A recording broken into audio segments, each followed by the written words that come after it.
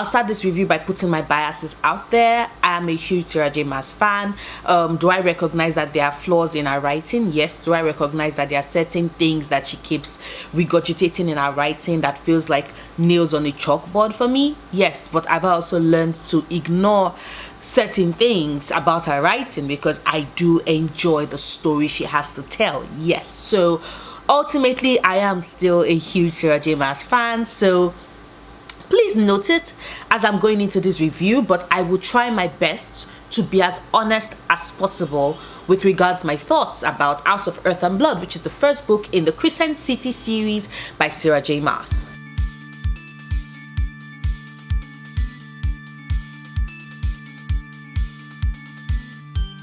You might have noticed that I put it down. That book is about 800 pages. It is big and heavy, and I'm like, nah.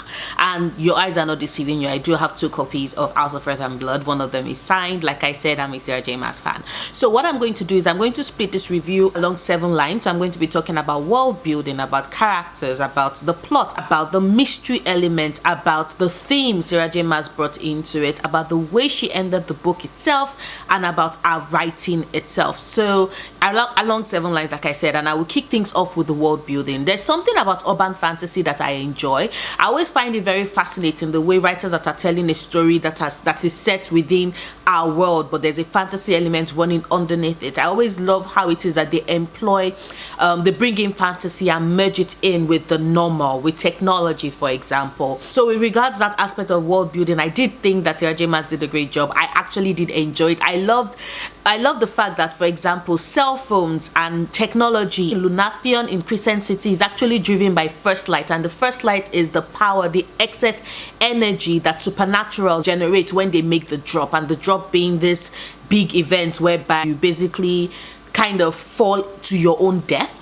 In a way, symbolically fall to your own death to be reborn as a supernatural, and this only applies to the Vanniers, who are the supernatural of the city. So I did like that layer, that merger of fantasy and technology that Sarah J. Maas brought into this book. I also found it very fascinating the way she kept bringing out the gods, and most of them were actually inspired by Greek mythology. And I've said it so many times on my channel that I really do love Greek mythology. Like, there's this scene where we are taken back to see the oracle, because Aunt had to see the oracle because they were trying to solve a mystery, and they felt that the oracle would have some answers. And the way in which everything was set up, the way in which they described the temple, by the time it was that we could see the fumes and they were rising, it just took me back to the oracle of Apollo at Delphi.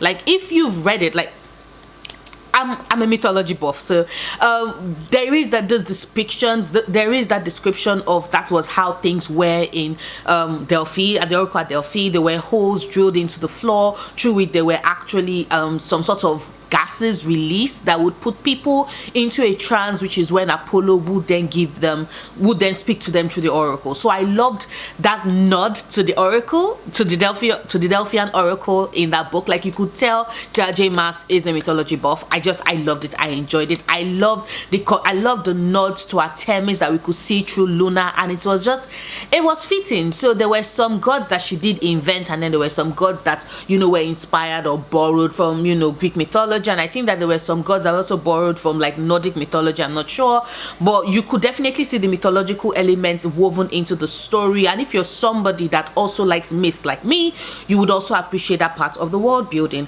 I also love the way in which she segregated the different classes of people that are living in Crescent City, in the Republic as a whole, starting with the hierarchy of exactly who is who. So you have the Asteri, who basically have the power of a star and are the governing body of that entire world. And I do love the bits of mystery, the hints to exactly what is to come in future books, like who are the Astari, where did they come from, are we absolutely sure that the story in which the Crescent people, the citizens, the denizens of the world, the story that they believe, is the story actually true? Because if there's anything we've learned from empires conquering other countries, conquering other empires, is that the conqueror usually always finds a way to weave the story so that they so that they stand out as the strongest, the most advanced, the most powerful, just to ensure that the conquered nations cannot rise and fight back. And I think that that is something that we'll see in the rest of the books in the series, and I'm really excited about that, because that is something that I do enjoy in a book. And now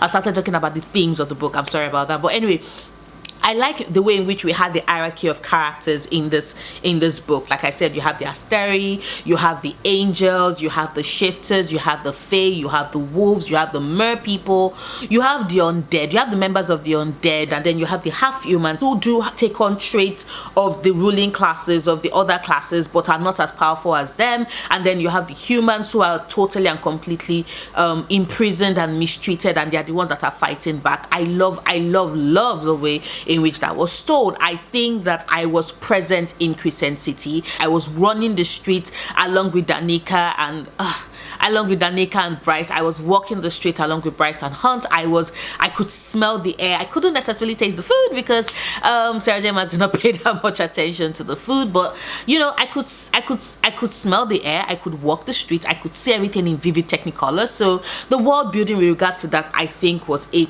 and just fantastic. And now I will move on to the characters. Like I already said, there's already an hierarchical system in play, and Bryce, our lead character, is a fae, which means that she is just a little bit above the humans but totally below everybody else. And this is what drives our relationship with Danica. This is what drives the way in which she bonds with Aunt. This whole being broken, being unseen, being treated as less, that has been a story all her life. It is that need to protect her that drives Danica through most of the book, and even in the backstory when we find out everything that happens with her. It is that connection with her, that connection with her, along with the way in which she was broken, the trauma that she's faced, that is what bonds her with Hunt.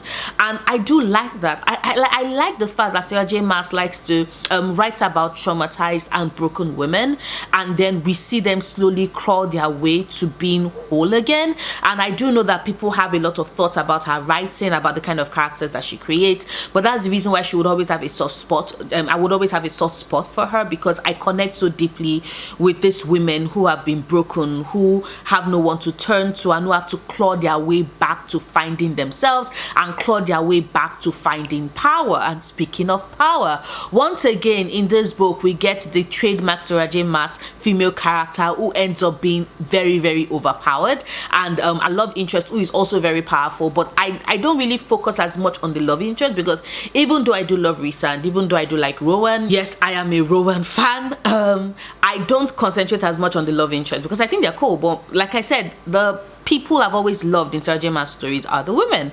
And usually, and just as with Farah, just as with Aileen, we have Bryce, who also becomes overpowered. Although unlike Aileen has always had her power. The problem is that she's always all throughout the start of the series, she shut out her power until, you know, she had to learn to wield it and control it and build on it again.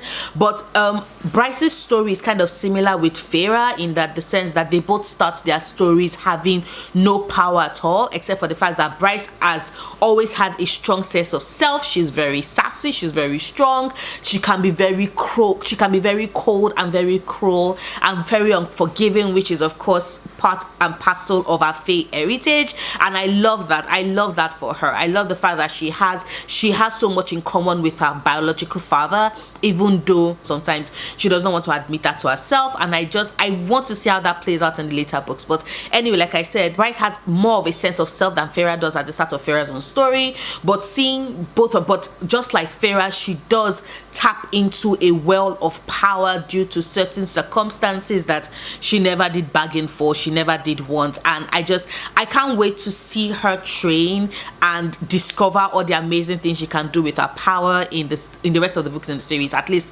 by the second book we're able to see that. And I think I find it fascinating. A lot of people might be turned off by the overpowering of female characters that Sarah J. Maas does with her books, but that is one thing I like about it. Giving such tremendous power to people, to a member of the oppressed group in a society, always fills me with joy. And just seeing women being the ones that are overpowered in our books always makes me so goddamn happy. You know, it's also the reason why I love when I read books and it's LGBTQ plus characters that are the most powerful. Like, goddamn, yes, thank you, please serve me that. But like I said, if you're not a fan of the overpowered overpowered character trope, you might not like Sarah J. Maas's style, but I love that so far as it is that the people that get that large quantity, that large reservoir of power are women who, like I said, are very maligned in the society. So I do enjoy that. I love seeing that. I love reading about that and having Bryce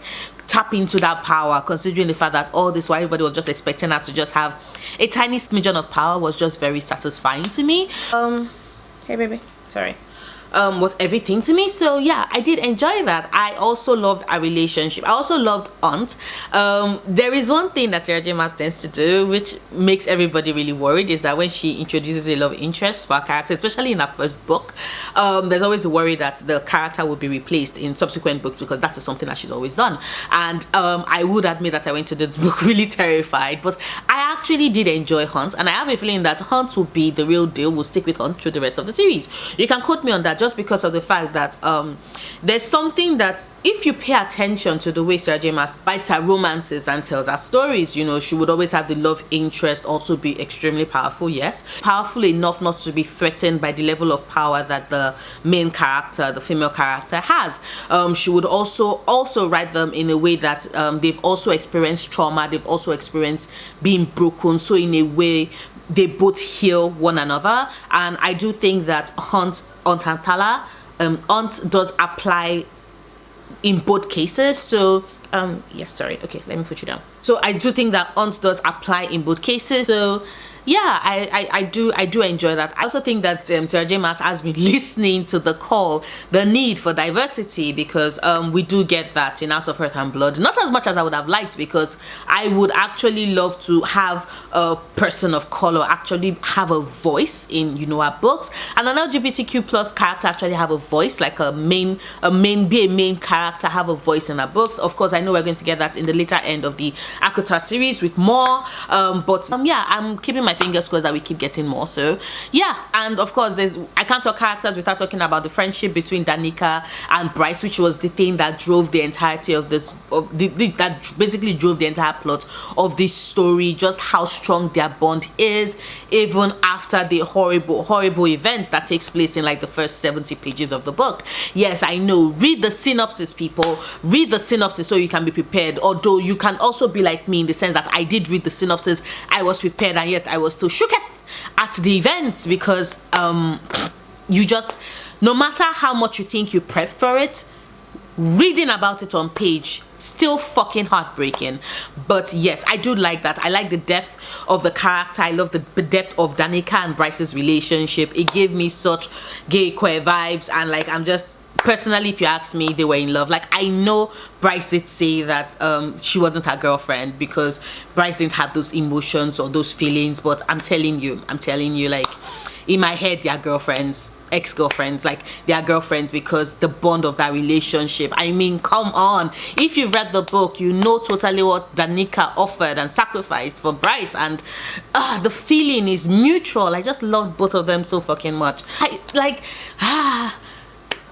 Only Sarah J. Maas would have me feeling so fucking broken about a sprite. I don't want to go into any details because I want this to be a spoiler-free review, but yes, and I'm wasting so much time because I have so much things I want to talk about. But speaking of characters, I will go to the villain of the story. I do think that this is where, you know, certain flaws have, you know, been noted with Sarah J. Maas's writing, because I think that we still did not get a good enough reason, you know, for the actions of the villain in the story, which is understandable. Sometimes you want your villains fleshed out, and sometimes your villain is just an egomaniac. He's just an egocentric maniac who wants power and just wants to destroy and rule things. That is a understandable villain motivation. I guess I just wanted more, but I would state though that I think that in all our books, Sarah J. Maas's villains are the ones that usually are not as well thought out and as detailed as would expect. But then again, there is also the fact that, like with everything Sarah J. Maas, the villain at the start of the book is usually just the surface person. We always have the major character, the major power players in the later books, and I call it, I'm saying it right now, I'm calling that is most likely going to be their story. Not most likely, if you've read the book, everybody would agree with me, but it's definitely going to be their story. But anyway, that is with regards to the characters. Now I will move on to the plot, and the plot is pretty simple. It's a murder mystery whereby we want to find out exactly who killed Bryce's friends. It's a murder mystery connected with another mystery because we are led to believe that, oh, their death was brought on by the urn which went missing in significant times. And just as with every murder mystery, you know, we get bits and bits of information to help us try and piece together exactly what happened, the course of events, until we get to the climax of the story when everything comes to a head. Pretty basic stuff, but I do like the fact that this entire plot is interwoven and intertwined with both Bryce and Hunt finding their own healing separately and together all throughout the course of the book. Like I said, I do like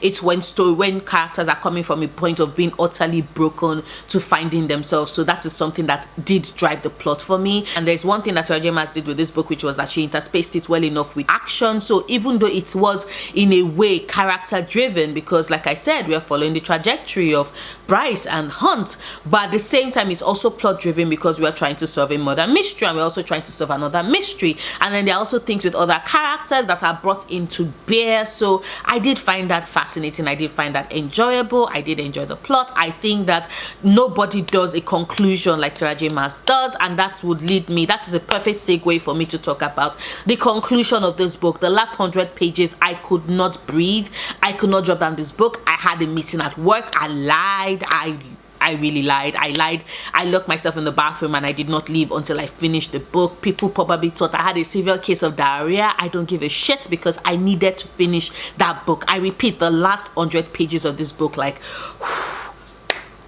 say what you will about Sarah J. Maas, but she knows how to write a fucking conclusion. Like, I could not breathe, I could not stop. I was just reading and binging until I got to the end and I was like, fuck, that was a ride. Like, that was a ride. The ending of this book was so good, and like, which was fascinating and necessary for me, because you all know I did read the Diviners last month, and I stated, and I did state it in my review, but I read the Diviners last month, and there's something that Libba Bray did with the Diviners that I didn't really enjoy. She had the climax end like 80% into the book, and then the last 20% was her just tying up loose ends, and she spent so much time with it and it kind of dragged, because you want to end on a high so that when people are thinking about your book and thinking about the final rating for your book, they are just carried away and overwhelmed with how you made them feel in the last 100 pages, and that is the force with which they decide that this is the amount of stars, this is the rating, this is how much I love the book. But when it is that you lose steam like 80% into the end of the book, you just kind of leave your readers dragging. But Sarah J. Maas never does that. So she just kept that action fast-paced going up to the end of the book. Even till the very last page, she threw in a couple of surprises that had us gasping out loud. I'm going to mention those surprises at the end of this review, because I do have certain theories that I'm going to just put as like, oh, spoiler part at the end of this review. So if you've read the book and you want to know that, you can just stay till the end of that. But anyway, like I said, I love the way she resolved that story. And then there are the themes in the book. Like I said, I always love it when it is that you are looking at a story and it reflects the way in which conquered empires have always changed the history, and the story behind exactly how they succeeded and how they conquered territory. Because there's this understanding that people require knowledge, and when they have the knowledge, they have the power to overthrow their oppressors. And this is something that you could see in the story. This is something you could see with the Asteri. This is something we are giving hints with Jezebel, with Ada's, even with Bryce herself. So I find it fascinating, and I cannot wait to see exactly I can't wait to see exactly the thread in which, you know, Sarah J. Maas takes that part of the story, because I know she's probably going to go in depth with it with the rest of the books in the series. I also love the theme of friendship, of female friendship and found family that is present in the book. So we know Bryce's biological father, but Randall is the father she recognizes, because Randall is the father that she chose. Randall is the father that was there for her, that was actually her father in the truest sense of the word. And then there's a relationship with Danica, who was the sister, the twin to her spirit, the twin to her soul. I love the fact that the two of them just recognized who they were to each other, what they meant for each other, and they followed through that relationship through the entire book. I loved seeing that. I loved experiencing that. I could see that as well with Bryce's relationship with Juniper and Fury, even though that was not as fleshed out as her relationship with Danica, which is understandable, because it is that grief, that loss that drives her through the rest of the book. And I can't wait to see more of her relationship with Juniper and Fury in the later books. Is also found family that we see with her and Hunt.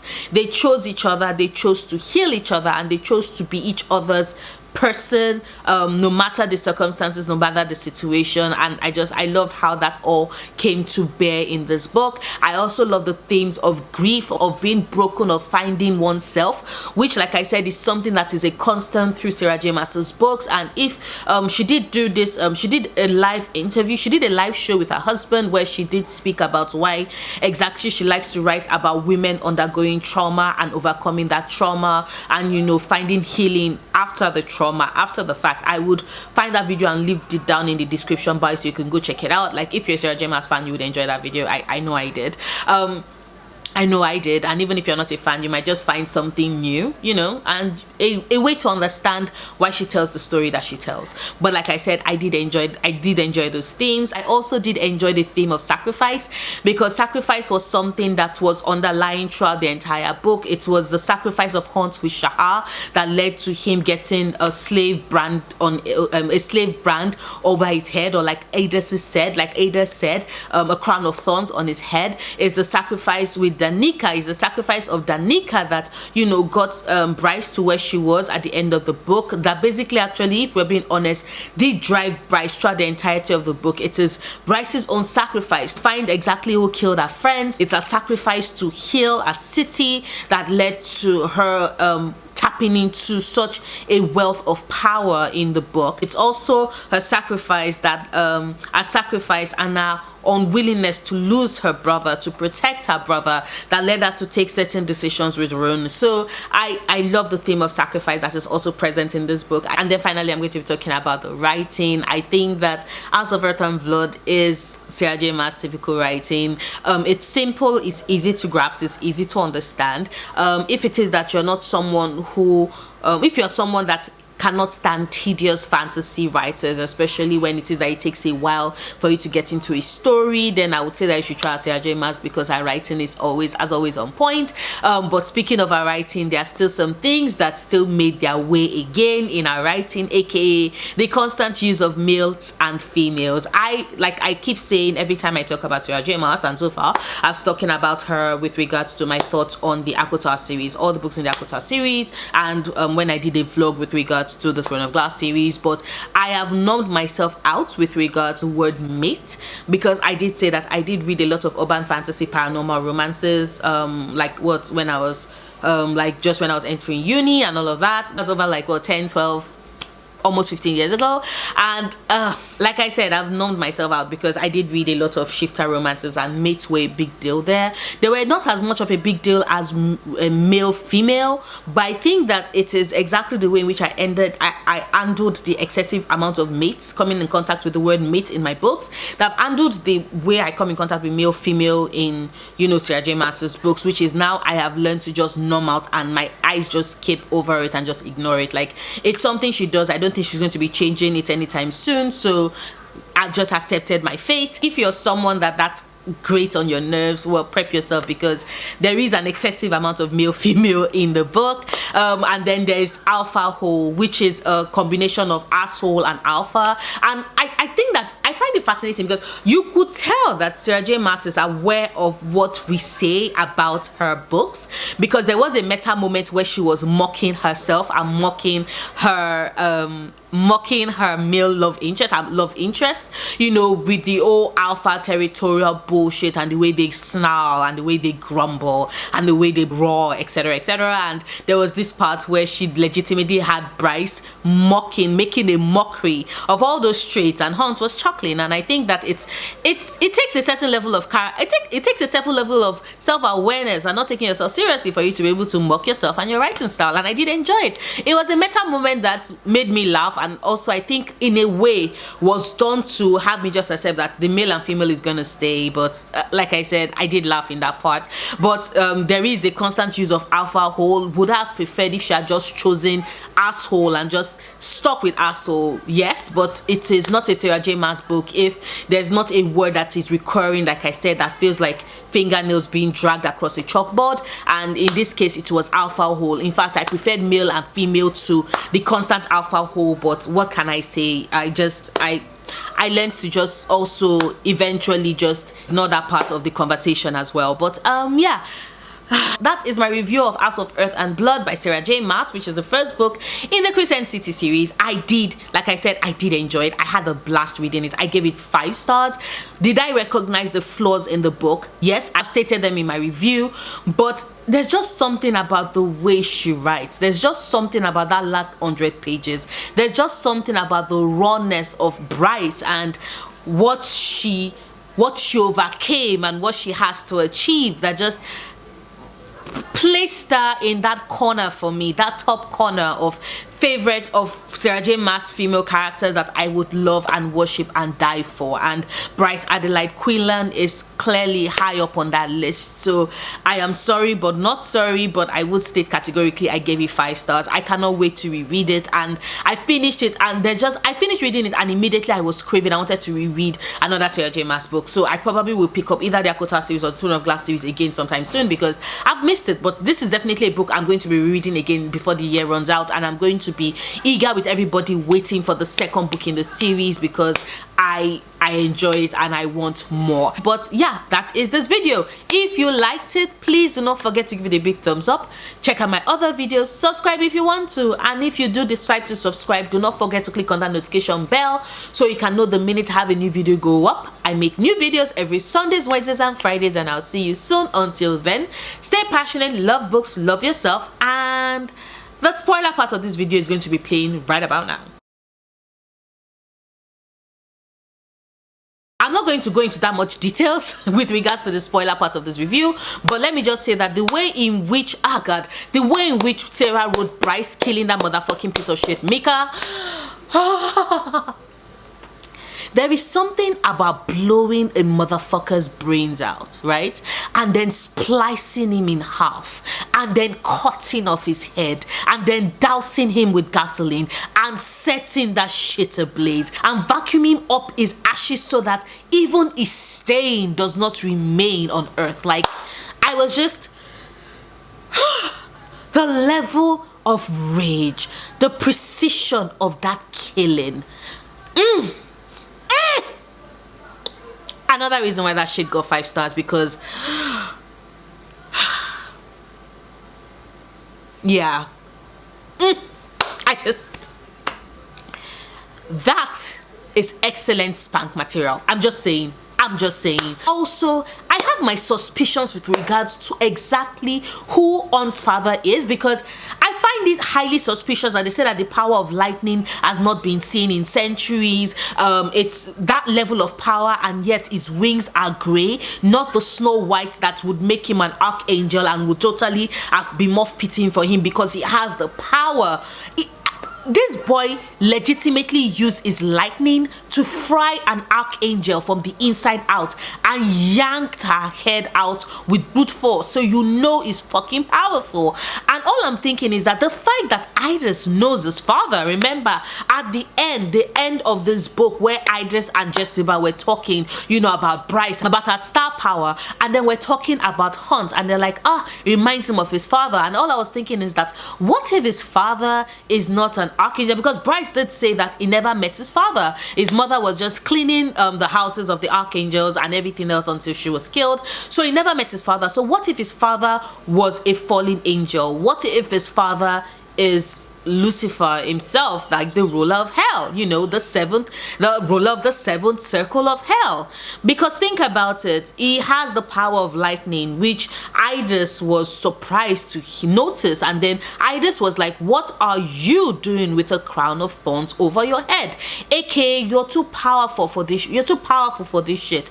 And then, like, having him confirm that he knows his father and that Aunt's father would have been proud, has me thinking, oh, Idris knows Aunt's father, which maybe Aunt's father is one of the princes of hell, maybe the seventh prince, because Lucifer they did have the fall, right? What is to say that the fall did not turn his archangel white wings into gray or black, you know, and black is probably what turned into gray for Aunt's case. I don't know. Let me know down in the comments down below if you've read this book. You know, let me know if you think my theory might be right, because I just think that his father is one of the princes of hell, one of the fallen angels ruling hell. And it's still tied, like I said, it's still tied to the old history that the Asteria has been trying to hide. And I just always found it very suspicious that immediately he came into his power, he was assigned, and you know, he was assigned and all of that. And like he told Bryce, if he had not been conscripted to work with Shahar, there's a possibility that he would still have risen in power, not archangel status, but enough power to be controlled by the Republic, to be controlled by the Asteria. So this is just my thoughts. That's just my thoughts. But yes, those are the things I absolutely wanted to say in this review, but I did not want to say it in this review, and it's the reason I'm putting it in this spoiler part of this review.